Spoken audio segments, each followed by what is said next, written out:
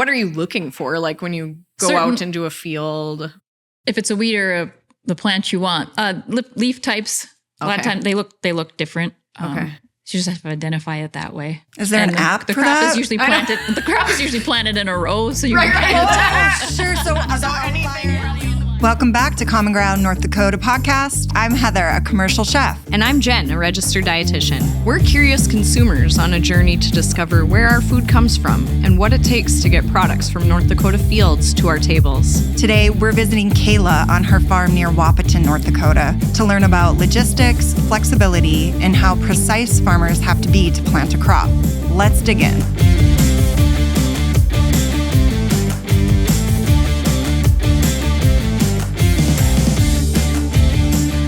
All right, welcome back to Common Ground North Dakota podcast. Welcome back. We're here with Kayla near Wahpeton, North Dakota today. So in your house, at your table. Thank you for having us. Yes, thank you.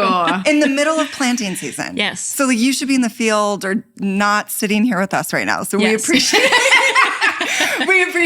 taking the time to do this. Thank you. So tell us a little bit about your farm. Like, how long have you been around and what kinds of crops do you grow, Kayla? My brother and I would be the sixth generation of our farm. We grow wheat, corn, soybeans, sugar beets. Okay. Just outside of Wahpeton. I farm with my dad, my brother.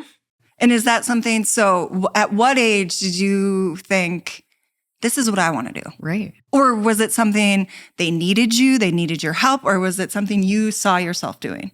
I started running combine when I was 13. Pretty young. So, wow, cool. I've just always really enjoyed it. And then when I went to college, I knew I wanted to be something in ag. And then I ended up crop and weed science. And when I graduated, I knew I wanted to come back. And I had the opportunity to do so. So there you go. And That's so cool. the weeds and seeds, I mean, really fun to say. Yes, it is. But you must have had other reasons. Like, is that something your family farm needed help with, or was it your interest that you wanted to go into that? More my interest. We work with an agronomist on our farm, and I work with him.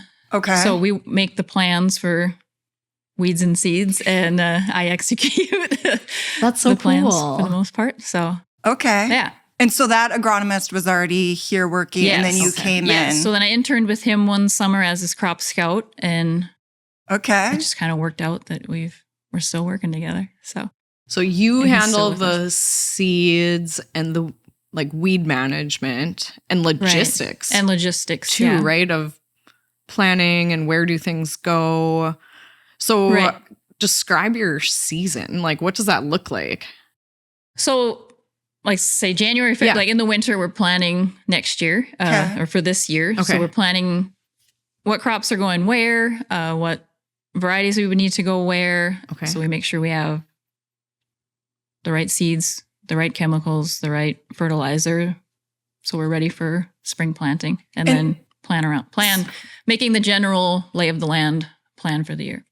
Okay. So is there like a seed company that you work with every year, or do you decide on what's being sold? Like, how do you know if it's the right seed? Right. Yeah. We work with a few different companies, few different dealers. We kind of have our main dealers that we deal with. Okay.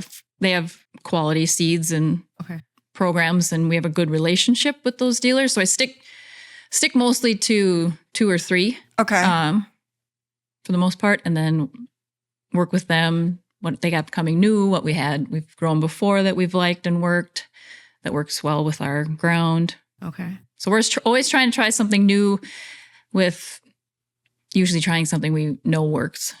Okay, but the new stuff, isn't that scary? Because do they have an example of how that seed is grown in your area? Sometimes. How do you trust that? Sometimes, like this year, like most years, there's a few that I'm trying. So you'll buy just a little bit of it and then you'll plant it.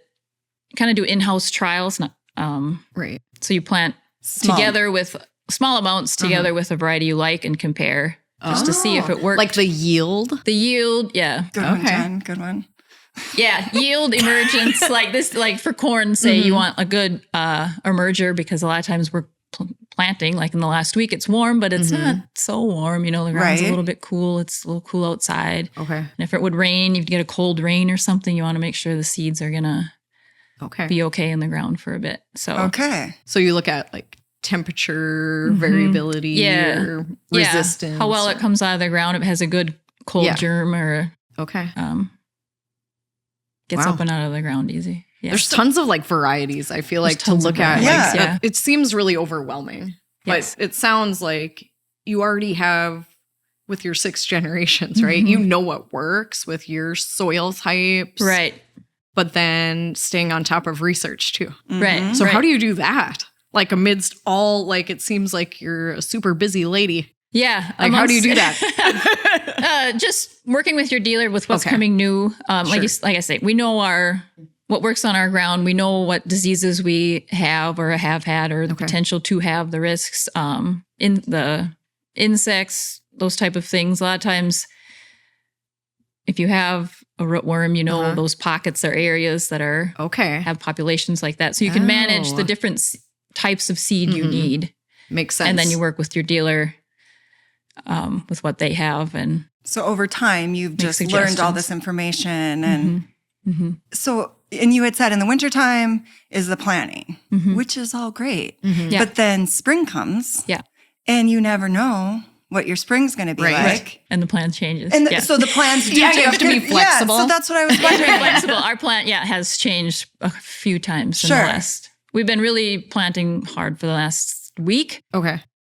And it's changed a few times. It's changed with the weather? With and the like weather drying? A little bit, and just it'll, as we're going along, it'll be maybe we should switch this field to corn instead of wheat. So you switch even like the fields? A little bit. We have a little bit of room to do that. So, so that happens too. Oh, that's interesting. Or now that we're waiting for a wheat field that's wet, it's almost like, should we just change it to...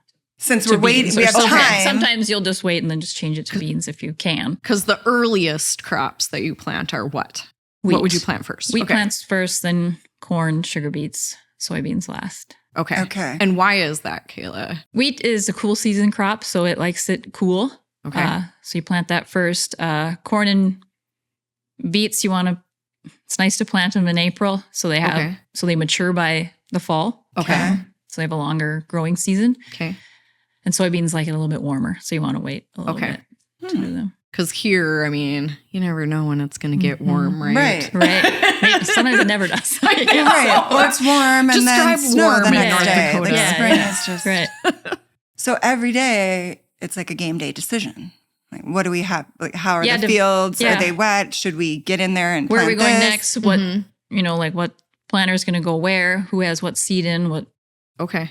Those type of things, Like what's ready to go and what's ready to go and what's not. And that's kind of what cool. Are we gonna Those wait are big on? decisions because ultimately that's, I mean, you're growing things around. Or are we going to wait, like park a beet planter and plant beans for a couple of days or something if you have to wait for things to dry out? Yeah. Because when we did see some equipment and you were describing like, you don't want to plant a wet field with your really, really nice equipment, right? I mean, you imagine like when you go through deep mud on your bike and how awful that is compared to how many wheels are on that planter. I mean, I can't even imagine getting all the dirt off those wheels. Right. Or tires. It gets plugged. And if it's muddy, honestly, if you're, sometimes if it's a little bit sticky and there's mud on your tires, it can pull up, like if it's wheat, it can pull up the wheat. You're picking so it doesn't up, get in the ground. You're picking up the seeds, so then it's kind of pointless. Yeah, you're not doing anything. Yeah, you're just. So you got to be careful about things like that. Yeah. And it's not a good seed. Putting it in wet, it's not a good seed bed for the seed either. It's no different than a flower pot or a garden. You don't want to shove the seed in soil logged. Is that what I'm doing wrong? Water, and sometimes, and if it's cold, stays cold. Right. Because then the seed kind of gives up if it germs and it's cold and it's, forget it. You don't know what you're doing. It's not worth it. Maybe that's my problem. And a lot of the things you say, I do think of gardening, which is way smaller scale. Yeah. Right. But it's similar. Yeah. Similar. Mm-hmm. You want to have a nice seed bed. Your seed wants to go in, get tucked in nice. Perfect amount of water, nutrients to thrive. So it's no different. It's just you can control a garden. You can control, because I'm thinking when you plant too early, I can bring my pots in. I can put a nice little sheet blanket on them. You can't really do that with a field. Right. So then do you worry about planting too early? Sometimes, yeah. Oh my goodness. So when it's cool like this, there's farmers that like wait till their soil's a certain temperature. Okay. Because they're nervous. But is that the talk around town too? Like, did you see so-and-so's in already? Yeah. Like, are you sure you want to be doing that? But we also know if sometimes it starts raining and doesn't quit. So the key is always to get it in. So kind of like get it planted. A risk, almost.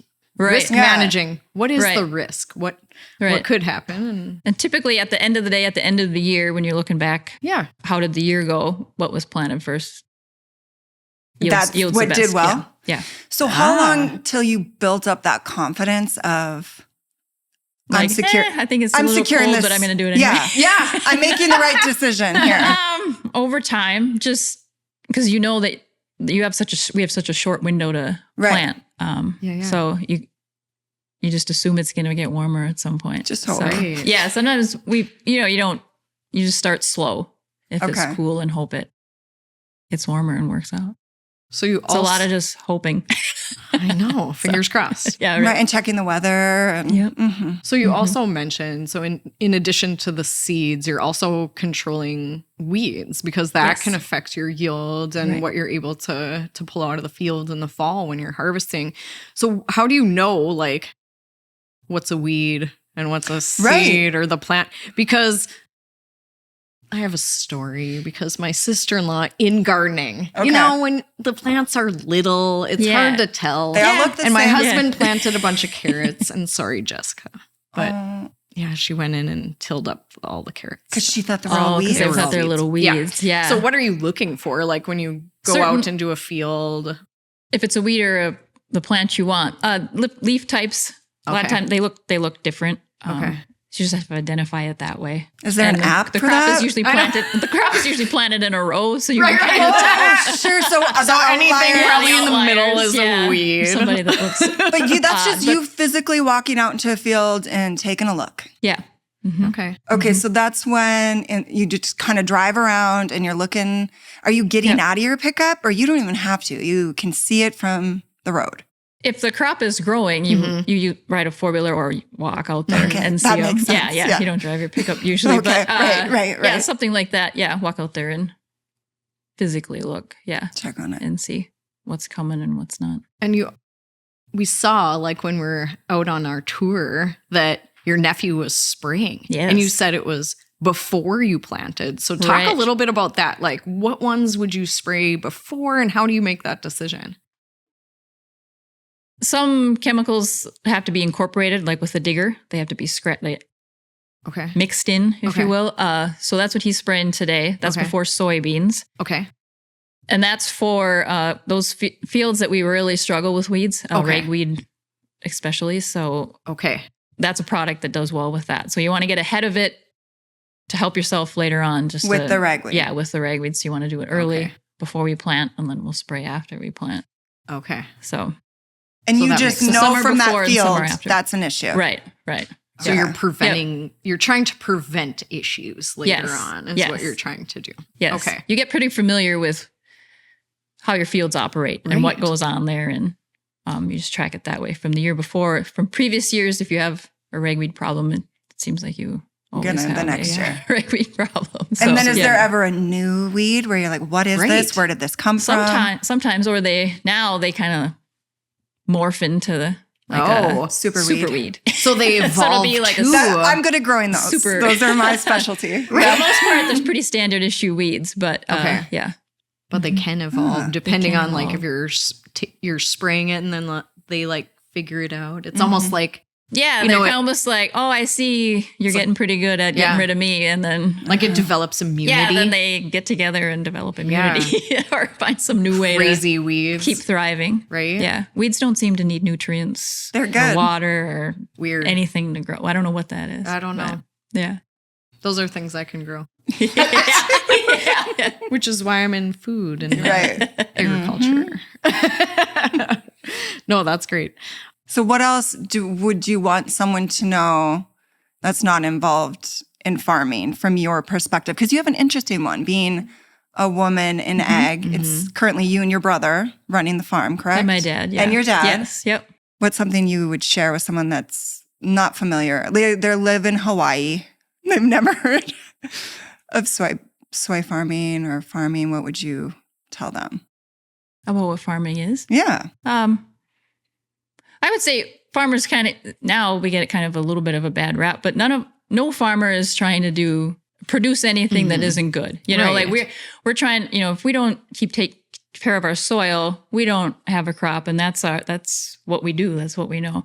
For the most part, we're all trying to be sustainable. We're all trying to be successful. We're all trying to take care of the land, grow a quality product for the consumer. After that, then we get a kind of a bad rap. But after that, what everybody's making out of it, right? Isn't what about that? Like, where did that come from? We're just trying to produce a quality crop and only doing what's necessary, right?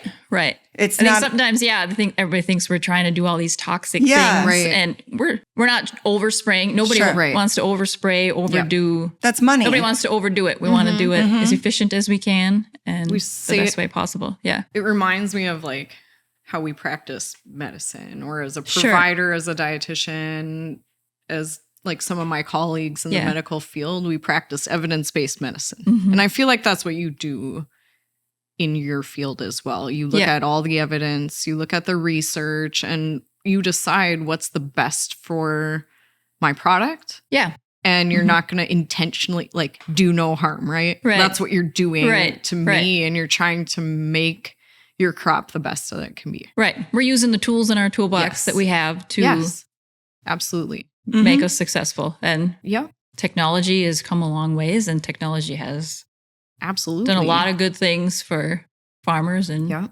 producing and food. And without that, I don't know if we could do a lot of what we do. So we have to keep trying different things and new things, and whether that be like a new type of seed, like through genetics or whatever, breeding, or if it's like a new kind of spray that takes care of a weed to help your yield grow. That just makes sense when you think about it logically. And when you look at it from the evidence, right? Yeah. Like that makes a lot of sense to me. And those that are in those types of fields, like science, you look at that. You have to. Right. Because that's how you make the best decisions. And you care about it, you can tell.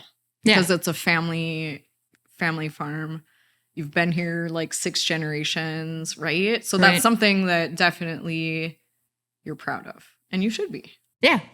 So those are things that I think are important for our listeners to hear about. We're not going to spray because that's just what we do. I'm taking all the information. Yeah, there's a reason behind it. There's a function for it. Yeah. Right. Yeah. Absolutely. What's your favorite crop to watch grow? Is there a pretty one? I know, right? Wheat's pretty. Wheat is pretty. It is. Wheat's pretty because it's so pretty when it's green, and it's so pretty when it's harvested. Whereas like corn and beans they're dead when you harvest them. They're not as pretty. Sure. That's true. And sugar beets they're kind of different, so I just think they're a little bit fun, but they are fun. But I like wheat. Not a lot of people like wheat. Yeah. But, and is that what you've always grown on this farm? Like 6 generations ago. Who was that? Do you know? Yeah. You're great. Yeah. So our farm, my dad grew up south of Wahpeton, and his 2 brothers still farm there. Okay. And then his dad moved him up here. Okay. Oh, I was wondering. So you kind of have evolved into this. Yes. Yep. Okay. Yep. All right.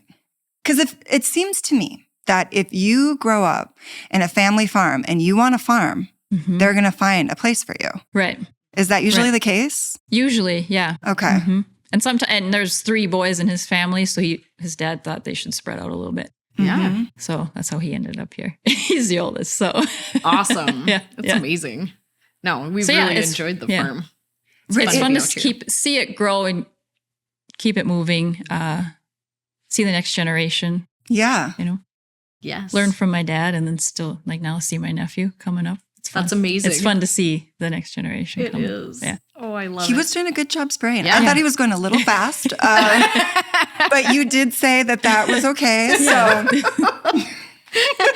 it was fun. You seemed to be doing all right. And so after our interview today, will you go back out and are you going to go check and see how things are doing or what's on your agenda? For the rest of the day, yes. I was managing some planters before you came, getting their seed tenders. So I have a few more seed tenders to fill. Okay. And then I'll go out to those planters and check because they moved fields. Just make sure everything stayed the same. Okay. They're set the same. Everything's going good.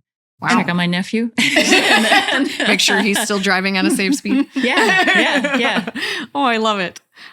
So what is a seed tender? Yeah. When I load the seed in to take it out to the planter. So okay. I fill the planter with and then that fills the big guy behind the... Right. Okay. Right. And you were telling us too, you have to adjust like the equipment depending on the crop too, right? Because some need smaller rows and some need larger rows in order to grow, right? Right. How long does that take to switch those up? That doesn't take that long for those drills to change. Yeah. It's just easy change. Yeah, it's pretty easy. It doesn't take that long. Yeah, the planters stay the same, but field to field, sometimes the depth will change or... Oh, okay. I just like to check them every so often during the day, so... And do you go out there and like dig like, behind and then see like how deep it is? Make sure it's how deep it is or shallow. Right? Yeah, because if it's too shallow, that's not good. And if it's too deep, that's not good. So because it could blow away, right? Like in the wind we've had lately. Could maybe. Yeah, yeah. Or if it's too deep, it takes a long time for it to come up. True.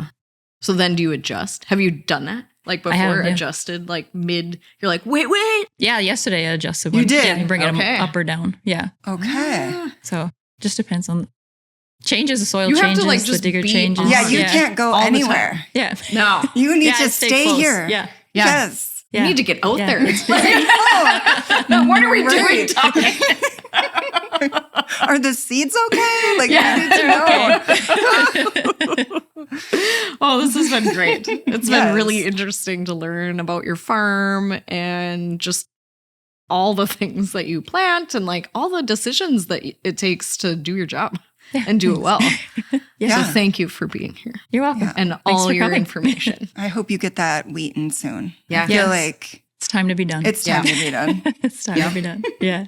Thank you, Kayla. Yes, thank you.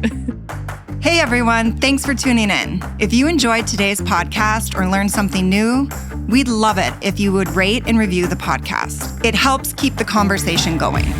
Let's keep chatting on Facebook and Instagram at Common Ground ND. Send us a message. We love hearing from you. Join us again for our next ag adventure. And remember, stay curious.